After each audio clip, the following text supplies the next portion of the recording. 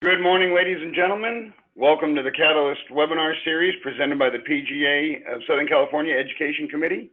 The Catalyst webinar series is a bi-weekly educational platform for creating success and change in your club and career.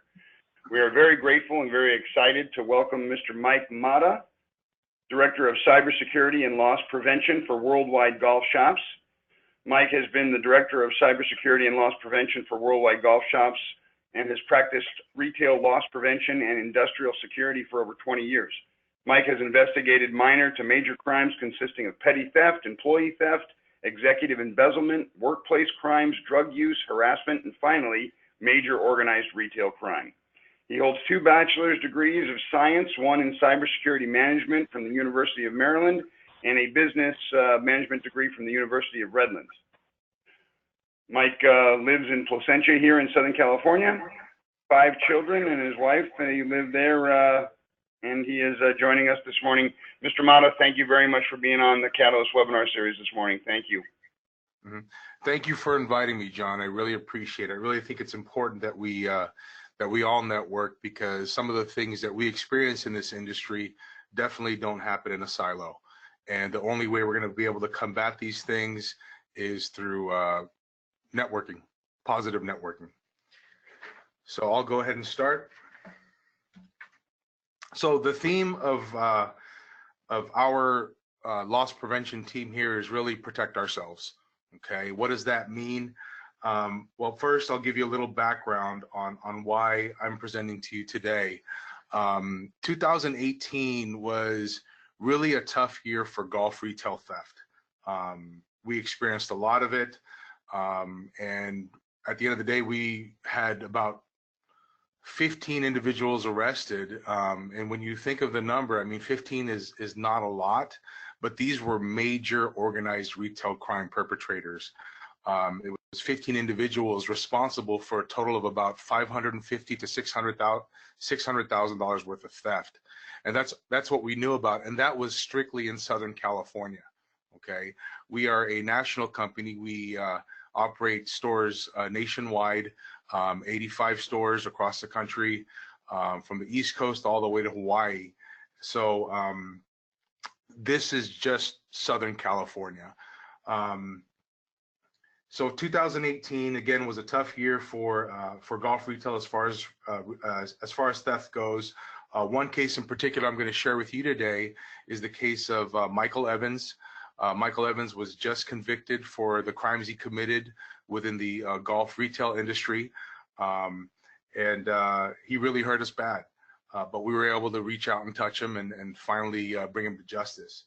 The network grew from PGA Tour, WWG, Dick's Sporting Goods, Golf Tech, to include a lot of different courses. And one of the things that I found in trying to track criminals was that there was a huge missing piece within our network, and that was the golf courses, the pro shops. Okay, and I mean, it's nothing, it's just, it is what it is. Typically, the golf management companies don't have someone like myself, you know, handling the security operations and the loss prevention operations for your particular organization. In fact, I know of one in the entire golf retail industry. He's a great partner of mine, Jerry Swick. And I know, John, you work with him directly. Jerry's a great guy, but even Jerry himself will admit that while he's spent many years in a law enforcement career, handling a lot of violent crimes and some commercial crimes, loss prevention, you know, he's expressed to me in the past that, you know, loss prevention, it seems to him, is really a craft on its own. And you really need to know what you're doing to be able to save your company some of the grief that's caused by some of these crimes. So, you know, the best advice that I can give, this is just really kind of the umbrella advice that I'm going to give to all of the golf courses, is you have to protect yourselves, okay, against these crimes. You have to protect yourselves, because by the time you have to call law enforcement, chances are it's already too late and you're never going to see that merchandise again. Okay. Law enforcement is inundated with a lot of different types of crimes these days. Their priorities have changed, and quite frankly, theft is just not as big of a focus when it comes to the law as it was in the past.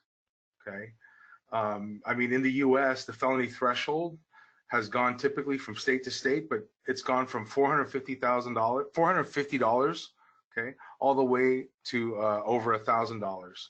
Okay, perpetrators are aware of this and they take advantage of this. I remember when I started in this business 20 years ago, $450, you can guarantee someone was going to get prison time if you caught them. Nowadays, they know if they stay under $1,000, they're probably going to get a ticket. So we have to work these crimes a little bit more, a little different now. You know, they're a lot more complex because prior to recent California legislation, 490.5, the California Penal Code 490.5 allows us now to go ahead and the best way to say it is to lump up multiple crimes committed by one perpetrator. Okay, and if it reaches over $1,000, we can go ahead and have them booked under a felony, as opposed to in the past, this person was tried by every single separate crime. So let's say they stole, $300 each time. We couldn't, let's say they did it 10 times and it equaled $3,000. It was very hard in the past to try that person as a felon, just because the cases were so fragmented. Nowadays, under California Penal Code 490.5, we're actually allowed to lump it all up and have one prosecutor take every single case from multiple jurisdictions and try them that way. And we've seen some success, but that law really didn't come into existence until this year. So, but there are four major threats when it comes to theft, okay? And I'll explain the differences here. There's regular theft, okay? Theft is and I'll use golf terms here. Theft is someone coming into your store. He's a regular golfer, and he takes golf balls for personal use. That's theft. That's simple, okay? Or a pair of socks because he forgot his socks at home and he needs a new pair of socks, so he steals socks from your store. Then there's fraud, okay? Fraud. Credit cards, more financial based, counterfeit bills, checks, fake gift cards, okay? There's retail crime, okay? Retail crime, it doesn't end with just the act of the theft, okay? It's more complicated because they move this merchandise through a fence, okay? A fence is someone who sells merchandise. So when it comes to retail crime, the differences between retail crime and theft, regular theft is with retail crime, they're moving merchandise, okay? It's an enterprise. They're making money off the merchandise that they sell by selling it on the black market, okay? Then there's organized retail crime. This is retail crime, but it involves multiple individuals. It's complex, it's organized, and there are strictly structured groups. They run this business like a true enterprise. There's a need for business, so they put it in order. And just like kind of like a buyer would with a regular legitimate retail company, and the buyer puts in the order, and the various crews go out and they'll hit golf shops and they'll take. I mean, these guys will come in with lists that will specify loft, stiffness. I mean, what type of club, what brand of club they need, and it's typically drivers. That's what they'll take. That's the easiest thing to move right now on the black market. The retail and banking industries are really seeing a convergence between cyber threats and traditional threats. In the past, typically organized retail crime consisted of strictly guys on the street hitting retail stores. Now there's a cyber component to it where crimes ranging from hacking into cameras to see what employees are doing in stores so that the street crews can go in and take the merchandise. We've seen that before. Or even with hacking of gift card systems so people can create gift cards. And I'll show you a case later on that was really a case of both cybercrime and organized retail crime. So this is what's really feeding retail crime and overall organized retail crime. These outlets online. These outlets such as Craigslist, eBay, OfferUp, LetGo. These are feeding an appetite out there. And you know, I myself, I've gone on to OfferUp, for example, just to search for golf clubs. And it's amazing how many golf clubs are for sale out there. It's amazing how many of these clubs are brand new. And you know, if you see a $499 Epic Flash on sale for $300, brand new, you can bet that's probably stolen, because even at our cost, we don't get it that low. So really, what we have to do is, I think, you know, one of the reasons why I really wanted to get in connection with the golf course industry is we really have to start educating customers as well. You know, one thing I've learned about golf shoppers is they're always looking for a bargain, and unfortunately, I think a lot of customers don't realize that when they're buying a $300 Callaway Epic Flash or a $500 Hanma club, you know, out of the back of someone's trunk, or through OfferUp, through Craigslist, through LetGo or eBay, I don't think they realize that these are stolen goods and they're harming the golf industry. So one thing that we've done here at Worldwide Golf is we've educated our managers, you know, to have these conversations with customers, like a conversation where a customer might come in with a broken Epic Flash, and when we ask that customer, where did you get this driver, and the customer says, oh, we bought it off of eBay or OfferUp, you know, we'll tell the customer, I'm sorry, we can't warrant the product because you didn't buy it from an authorized retailer.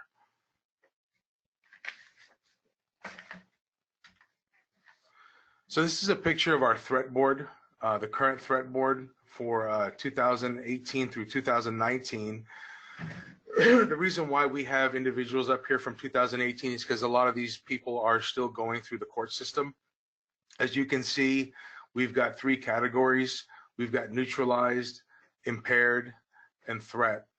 Neutralized means that the suspect has been arrested and they're currently going through the justice system. Impaired means I or one of my loss prevention team members have had a conversation with the person, either over the phone or in person, and we haven't seen them since. We basically scared them off. Threat means that the person is still at large and still presents a threat to the business with their activities. Overall, these suspects are just on this board alone are responsible for most of that $600,000 worth of theft that I mentioned earlier. The individual on the upper left corner, he's listed as neutralized. This individual, I mean, he was quite prolific. He started in Northern California. He hit Southern California.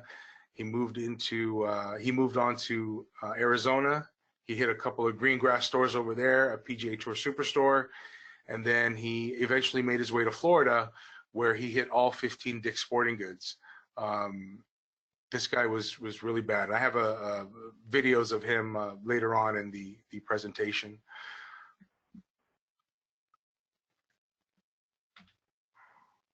So a couple reasons why we really have to protect ourselves, and the reason why it's difficult right now to combat these issues is really, number one, the law. You know, a higher threshold for what is considered a felony. I mentioned that before. The felony in California, for example, went from $400 to $950 in 2010. Courts are inundated with so many cases that district attorneys will typically accept and focus on theft cases only where the public safety is involved. So someone presents a gun, someone hurts someone on the way out the door, if there's a threat of physical violence, okay? At minimum, the dollar value of the crime has to meet the felony threshold or they're not even gonna pay attention. Law enforcement, they're focused on the cases that the DA will accept. Law enforcement, they're going to focus on what they can gain success in. That's the nature of the beast. That's the way it is. They're not going to arrest someone if they don't think they're going to get a successful conviction out of it. Recovery, as I mentioned before, once that merchandise has left the building, the chances for recovery are very low. So awareness and service are definitely the key. I think that goes without saying. In the past, this was the key. However, the rules have changed our approach and strategy. So we have to go beyond these passive means of deterrence. So what does that mean? Going beyond awareness and service, active prevention, okay? What is active prevention? If you see something, say something. Use your voice, okay? A thief, even if they get away, they should never leave with the impression that no one saw them, okay? Something as simple as, hey, I see you, drop that merchandise, I'm calling the police. I see you getting into that red Mustang. Say as much as you can as they leave, okay? Be a good witness, remember the details. Okay, what the suspect was wearing, commit to the face. You're going to have to use that later on when you look at lineup photos. So commit the face to memory. Approximate age, height, weight, tattoos, any other distinguishing features, glasses, license plate number. This is probably the most important piece of information. Okay, because that's an identifier. If you can get license plate information and at least the color of the vehicle, okay, that gives law enforcement a huge boost in the investigation. Okay, the chances of making a case for them, making a case meaning bringing the person to justice, go up by about 90% if you can get that license plate number. Write it all down. Okay. Then call law enforcement and call neighboring locations, okay? When I say neighboring locations, not just locations within your specific organization, but neighboring retailers, neighboring golf courses, competing retailers, okay? We got to share that information. All theft cases should be reported, because if enough cases are reported, as I mentioned before with California Penal Code 490.5, if let's say someone hits a Roger Dunn golf shop in Indio, and then they hit John Kulo's pro shop, and they hit a couple of other shops out there in the desert area. Even if these cases are all under $1,000, if enough cases are reported and they all lead to the same suspect, chances are those cases together combined are going to be worth over $1,000. Therefore, going to a felony is much more likely.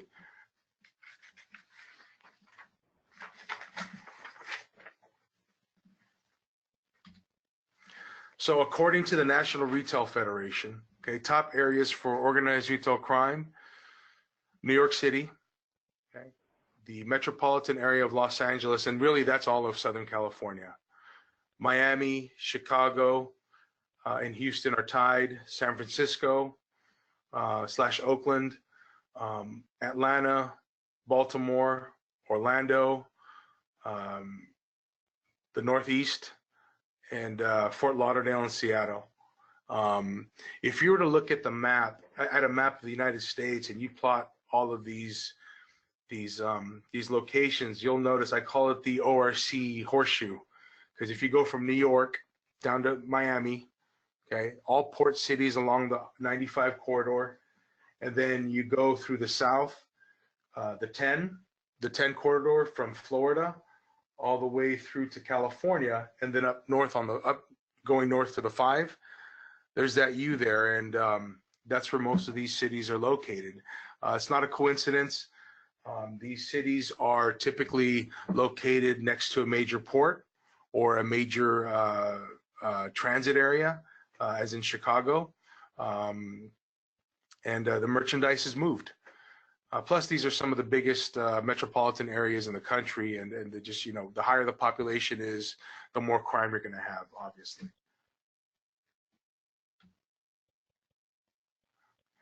More NRF industry statistics. Organized retail crime costs the retail industry approximately $30 billion each year. 91.6% of companies surveyed ORC in the last 12 months. 71% of retailers surveyed reported an increase in ORC year over year. And the reported value of ORC cases in 2016 exceeded 200 million. Okay. So the 30 billion, just to explain these numbers a little bit, the $30 billion that the retail industry loses to ORC every year doesn't just include the actual retail loss or the inventory loss. Okay, it includes loss of time, okay, resources that the company has to dedicate to prevent recurrences and to investigate. In the first case I'm about to show you, it took the LP department at my company approximately 4 months to bring the main thief to justice. Okay, for 4 months, this effort took approximately 60% of our time. Okay, I'll go ahead and run through that case now. So case number 1, this is a grab and run, and I can actually use the suspect's name. His name is Michael Evans. I think many of you might have saw him or seen him in the past through a wanted poster that we had published last year. I know we disseminated that poster amongst many golf courses.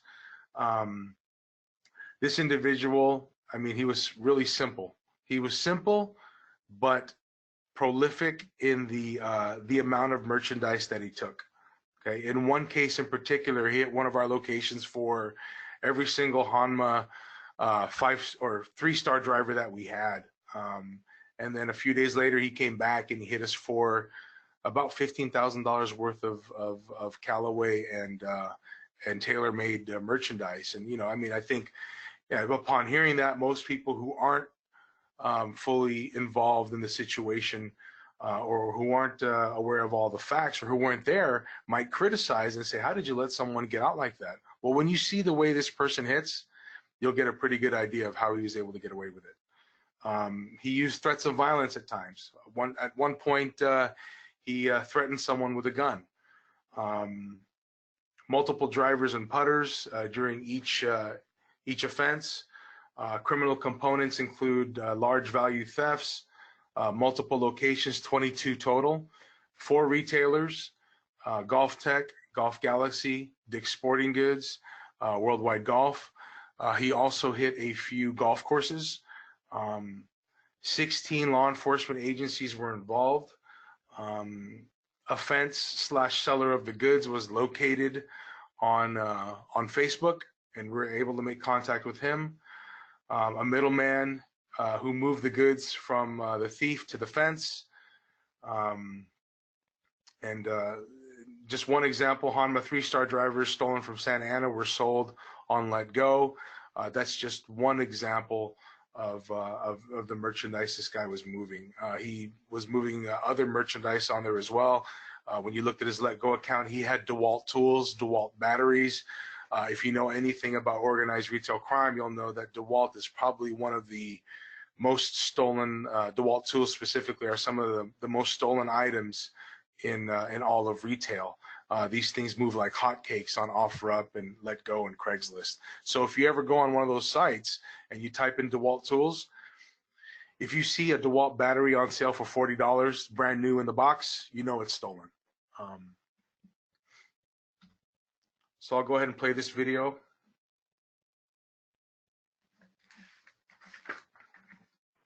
This video shows robbery suspect Michael Evans entering the store. Okay. This is a good example of how a retail crime thief operates. Okay. He enters fast and goes directly for the merchandise that he's after. You see him there on the cell phone. Another reason why he could be on the cell phone is A, he's talking to the person who's placing the order for the stolen merchandise, or B, he's just trying to evade attention and trying to blend in to the background by using a cell phone. He's basically saying, don't talk to me, I'm busy.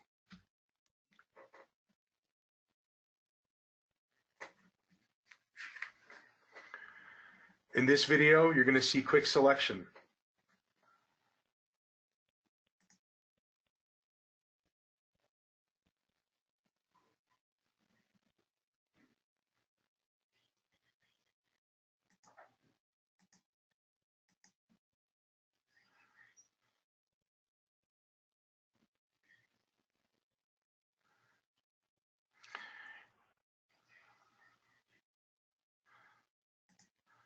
So I'm going to rewind a little bit.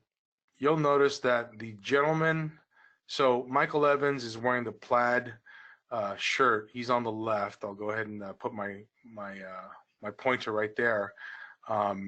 This individual, you'll notice he's shopping like a regular customer. All right. He's doing the one thing that all customers, we've seen club shoppers do countless times. He's soling the club on the ground.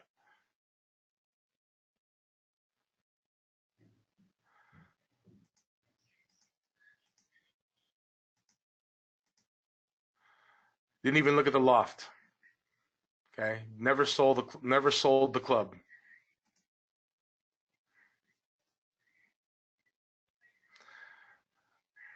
So in the past, and I think when most people think of shoplifting, those who haven't dealt with it as much as, let's say, a loss prevention or a security person, we might believe that thieves depend upon concealment to get away with what they're doing. Not in these cases.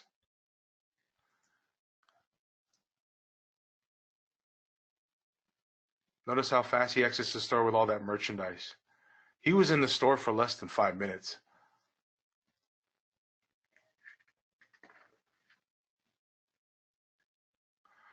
This is another case. This one is in Woodland Hills. Again, it's Michael Evans.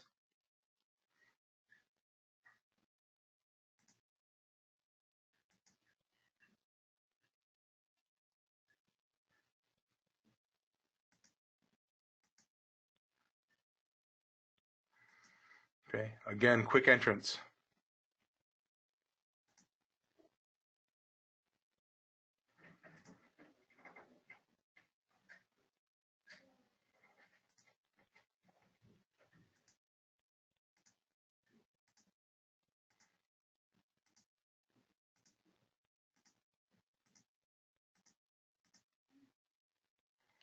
Quick selection, multiple units.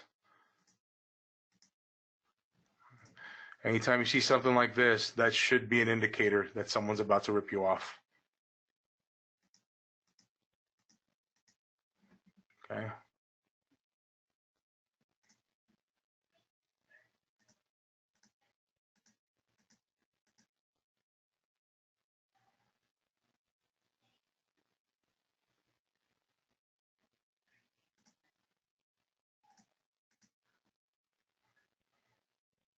Getting out the door.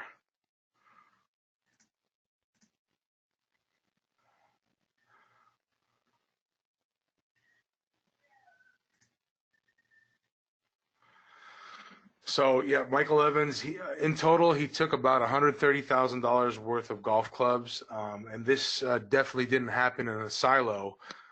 He hit, as I mentioned earlier, 22 different retail locations and golf courses, 4 different retailers. It took 16 law enforcement agencies and countless sleepless nights for my staff to bring this guy to justice.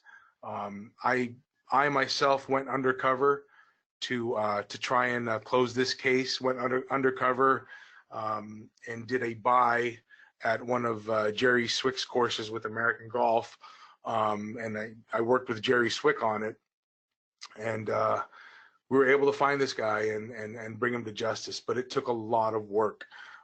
That's why I say again and time and again, we have to protect ourselves. Okay. So case number 2. Credit and gift card fraud. This case highlights how physical crime can converge with cybercrime. So in this case, multiple pro shops and retailers were victimized in Southern California and Arizona. Okay. Retailers were using compromised credit card numbers to make purchases at various golf courses.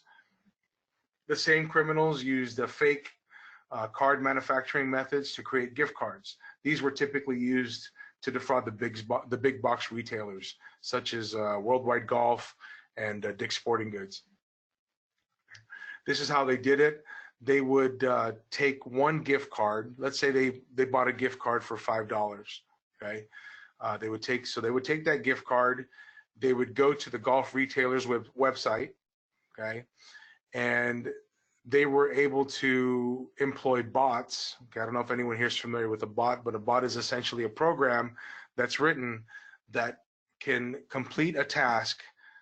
For example, entering in 5 million gift card numbers, okay, into a gift card check website. It would take a human being 20 lifetimes to do that. A computer can do that in 5 minutes. Okay, so if you just go through the process of overloading a system with a bunch of numbers, if you entered, let's say, 5 million gift card numbers, even if they're at random and most of them were not legitimate, you're going to come back with at least 3 that have balances on them. So that's what they did. They would take that, and they would take that gift card number. They would physically scratch out the old gift card number, imprint a new gift card number, code the magnetic stripe with the new stolen gift card number.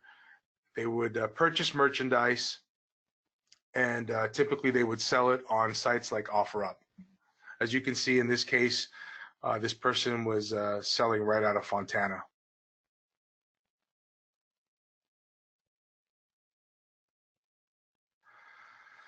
So the third case I'm going to talk about now, this is burglary using travel cases. Suspect Ryan Merdadian. Okay, this individual stole $300,000. Okay, he sold $300,000 in stolen merchandise on eBay in 3 years. He used travel bags to steal drivers. Okay. What he would do is he would take a travel bag, an empty travel bag, and he would load it up. He would leave the travel bag there where it was displayed. He would go to the club department, grab a couple drivers, load it up, okay? And then he would do one of 2 things. Either A, he would take that same travel bag, okay, and he would take it to the register.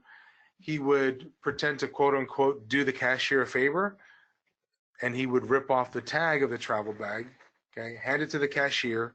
The unwitting cashier would then scan the tag, give it back to Merdadian, and he would pay $200 for a travel, or $150, whatever it is, for a travel bag, and walk out with it, and it was full of drivers.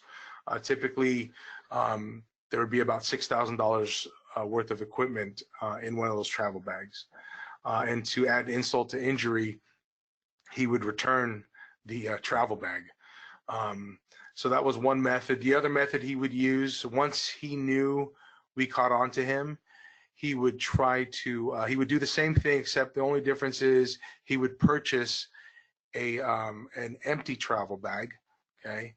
And then he would go out into the parking lot, put a scratch on the travel bag, mark it up somehow, basically to make it look like it was damaged. He would walk right back in, and he would say, hey, this thing has damage on it. Then he would go back to and he would say, I'm going to go grab another one. He'd go back to the travel bag display area, where he would grab a travel bag that he loaded previously with drivers and just say, hey, I got this one. This one's clean. I'm going to take this one. And again, that travel bag has $6,000 worth of drivers in it. Again, multiple victims here: Dick's Sporting Goods, multiple golf courses, PGA Tour Superstores, and us, Worldwide Golf. So I'm going to show some short videos of his activity. This is Merdadian here walking into the store.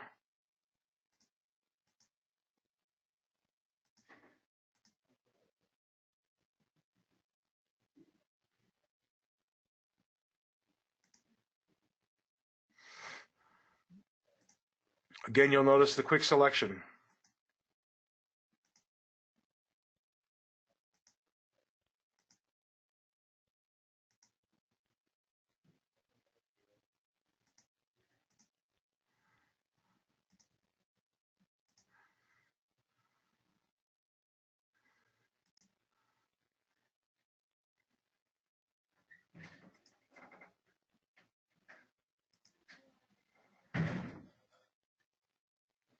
still up the upper middle part of the screen. There you go. Multiple units, didn't really check the loft, never sold the club, never sold it on the ground.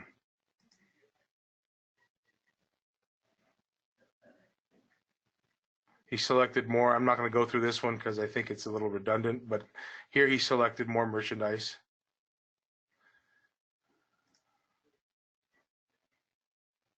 You can see he's got 2 handfuls of drivers. That's about $6 grand in product right there.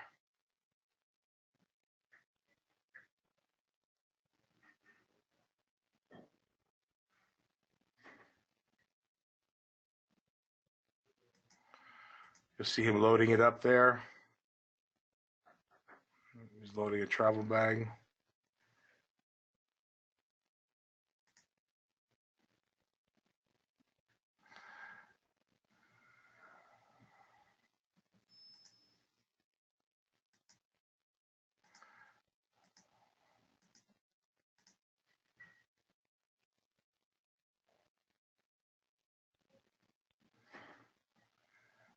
This video, he conceals more merchandise.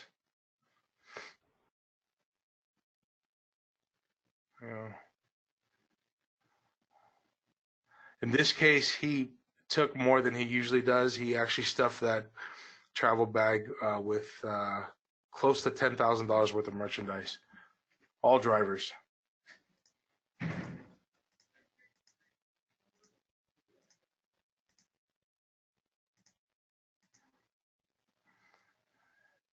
He's up there where my pointer is, in case you don't see him.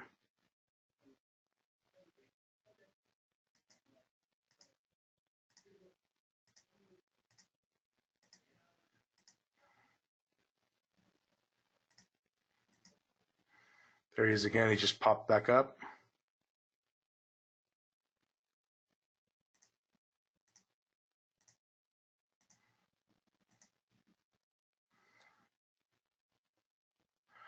Now,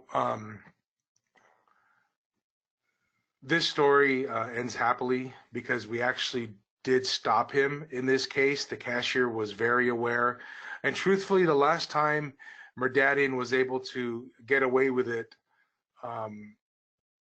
at Worldwide Golf was back in July of 2018. As you can see, this video is from March of 2019. However, a lot of the other retailers and golf courses weren't as lucky.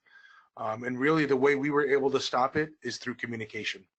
But we have 85 locations and we all work under one umbrella. Therefore, communication is kind of mandated. So what I'm urging the golf courses to do now is share communication or share information amongst each other, share that intelligence. So you can see here, our cashier, the bearded gentleman, Ryan, does a great job bringing the merchandise up. Okay, I'm just going to go ahead and play it here. He tries to hand him the price tag, but Ryan insists, nope, I'm going to check this bag out. Okay. Merdadian's getting nervous.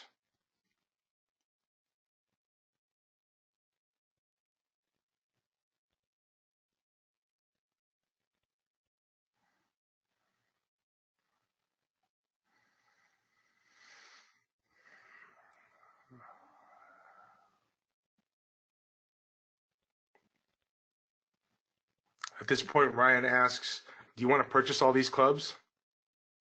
Daniel says, no, thank you. I didn't realize there were clubs in there. And he takes off.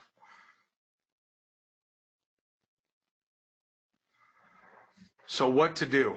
I know I presented everyone here with a lot of doom and gloom, right? Where we've got these theft cases that are just insane compared to what we've seen in the past. However, we can combat this, okay? It's going to take a sharing of information, network, communicate. We cannot operate in a silo. If you get hit via retail theft of merchandise, fraud, whether it be credit card or gift cards or counterfeit, you got to communicate that, okay? Now, certainly, I'm open to making or to adding all of you to our network and all the pro shops to our network. And we've networked quite a bit with some of them, but I have to admit, I don't think we've even scratched the surface. Communicate. Someone hits your store, call the closest golf shop to you or the closest golf course to you. Deterrence. You cannot rely on law enforcement to keep your merchandise safe. Period. Dot. Okay, you can't. And I'm not saying anything negative against law enforcement. However, law enforcement is limited. Okay, they've got other cases that they've got to worry about. Their priority right now, obviously, it should be public safety, not sports equipment. Terrorism is another thing that they're focused on. Every time we see, these mass shootings like what happened over the weekend, law enforcement across the country is on alert, high alert. Okay, so they're going to take a little while to respond to a call where a couple of golf clubs were stolen because they're dealing with other things. Stay alert. As I mentioned earlier, active prevention is the key. Okay, active prevention and being the best witness possible. All right, John, looks like we were right at 40 minutes. Does anyone have any questions, or can I open it up for questions? Indeed. Thank you very much, Mike. Several questions have come in. The last scene there, the last video recording of Ryan Merdadian, when he was questioned about the clubs in the travel case and walked out, was that instance, was law enforcement notified of that instance at that moment, that day? Yes, they were. They were. And can you explain how he was brought to justice? Sure. So I think I mentioned it earlier that he showed up in Florida, right? He hit all 15 Dick's Sporting Goods in Florida. He actually took a private jet out to Florida to do this, and he took the private jet back because he needed to move that merchandise.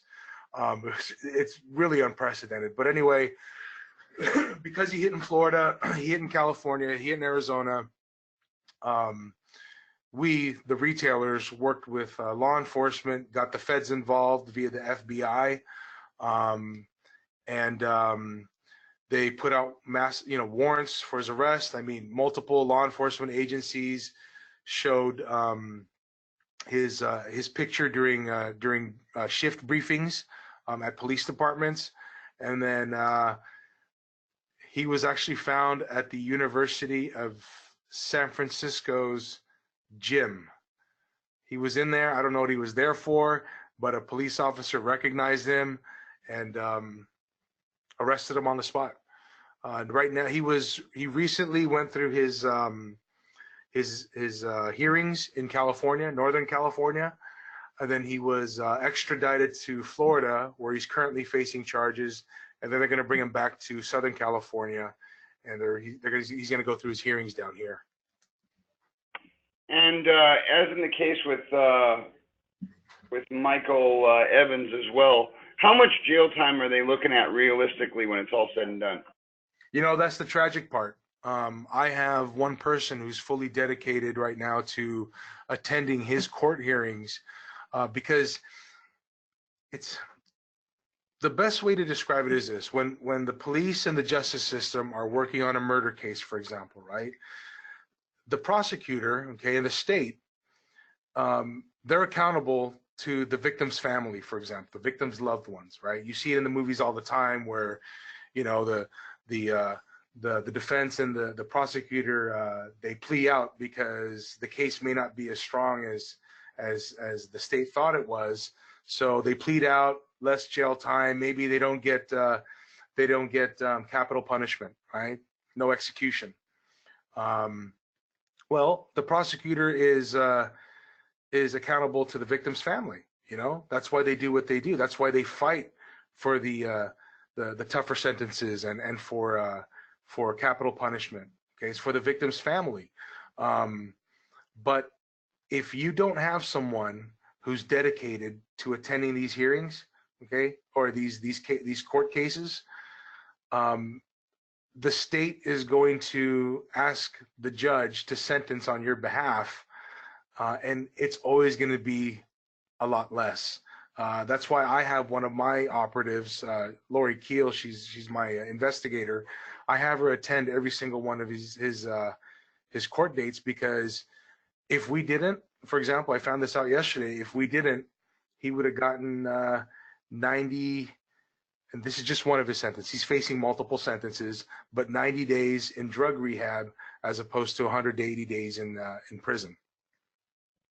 You know, for this guy, I'm not one who advocates in long prison sentences for the sake of vengeance. You know, no, for this guy, I want him off the street, because as soon as he gets out, he's going to hit us again. You know, our safety is at risk. And when I say safety, I mean our safety. But just to answer the question in short, prison time for these individuals, realistically, unfortunately, they could spend, like Michael Evans, you know, he's been in jail now since October 25 of 2018. In some of the jurisdictions, they actually awarded him time served, and they gave him double time at that, meaning each day counted as 2. He still has a little bit of a road ahead of him, though. But let's just say in total, maybe a year.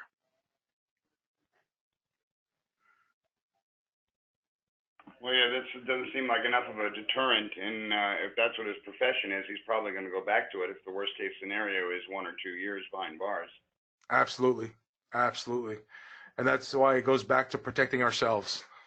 You know, once that merchandise is gone, I mean, you add another layer to it. Once that merchandise is gone, we'll never get it back. And even if they catch the crook, chances are he'll be out in the street in a year. The biggest piece of advice that you can give us?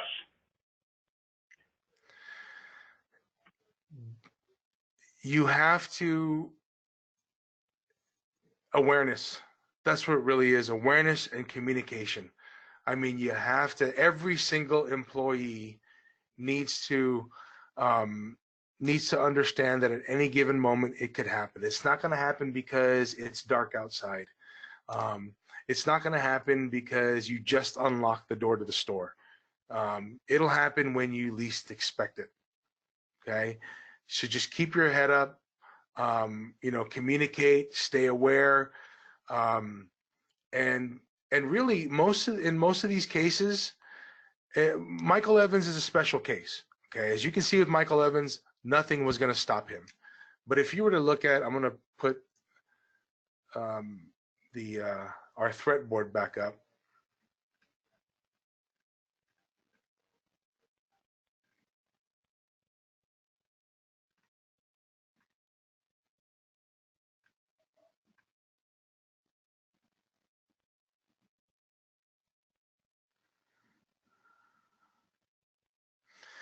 If you look at most of these, Merdadian, he was essentially scared away multiple times because we engaged him. Okay, we engaged him as a customer. This individual here who goes by Patrick under the orange impaired banner, okay, we serviced him. And we serviced him to a point where the store manager was actually able to engage him in conversation and say, oh, someone from our customer service department wants to speak to you over the phone. He was a little bewildered. I happened to be in the office at the time. I get on the phone with him and I give it to him. He never showed up again. But the point is we engaged them both on the floor and on the phone. This individual down here, he hasn't been a threat to us for months.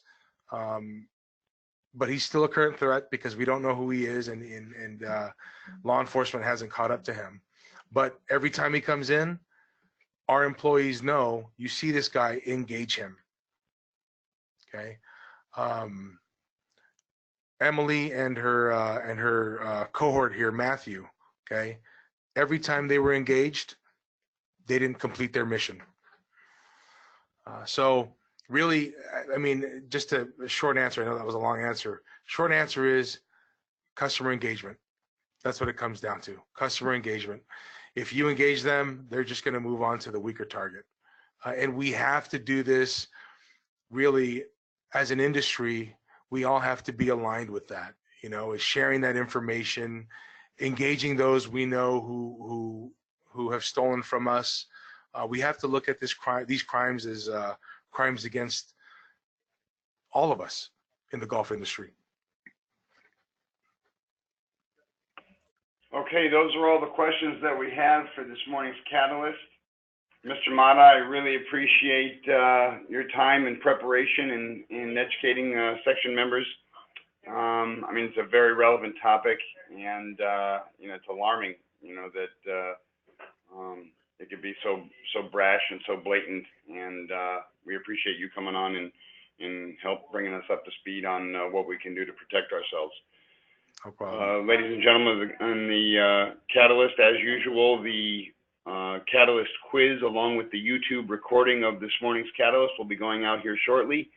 Please take the quiz and return it to Sharon Kerfman at skerfman@pgahq.com. A score of 70% or higher on the quiz will earn 1 MSR credit for attending this morning's Catalyst. We appreciate your support, and everybody have a great day. Thank you, Mike. Take care. Thank you. Take care.